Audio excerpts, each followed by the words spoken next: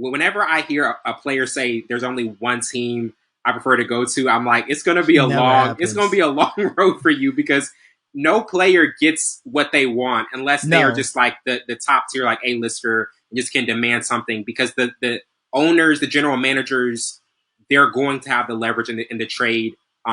Even if he does get to a contender, it's not guaranteed he's going to get to go where he wants to. Like, what did you think about this trade request and how the process might look for him?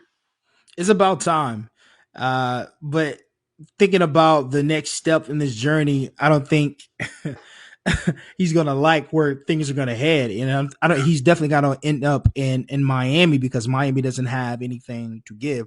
It'll be different if he was a free agent and he was able to choose and pick where he wanted to go, and figure out his contract. But you have to be traded. The only couple spots that make sense, and now it looks better for them is the Celtics. I think number one has to be the Celtics. They have the pieces to get rid of. Jaylen Brown did not show up in the East, the conference finals last year. Well, this year, sorry, and he didn't look like he was needed to be there. I don't know why they got rid of Marcus Smart instead, but I think if they wanted to deal him away, I think that'll be a good exchange with probably another pick or something to get Damian Lillard. I think it's a perfect situation for him. I think he'll gel well with Jason Tatum. He's another guy who can take the edge off for him if Jason doesn't want to be the guy and take the big shots. Damian Lillard has shown over and over Lillard has he can no be problem the big taking over for the big at shots. all. At all. It's Dame time, right? It's Dame time. What do you say? It's Dame time. It's Dame time. So that makes sense. And obviously you have the Clippers, I thought were his number two as well. But what makes sense and where I think he'll fit well, it has to be the Celtics. There's another possible way. They just got Christopher, and I'm not going to say his name. We're just talking about that.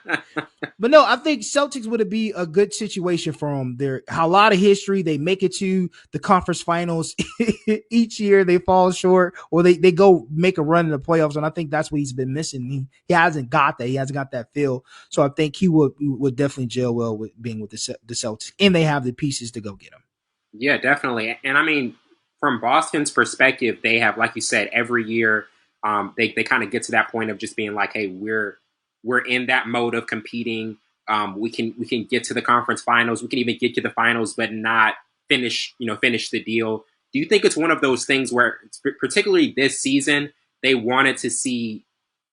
I know Tatum is going to always be the focal point, but do you think they really wanted to see what Jaylen Brown was going to do? Because in that Game 7 against Miami, he really dropped the ball in terms of just really showing that, hey, Tatum's not having a good game. He had an injury first play of the game. Now I have to be that guy, and he was not that at all for them.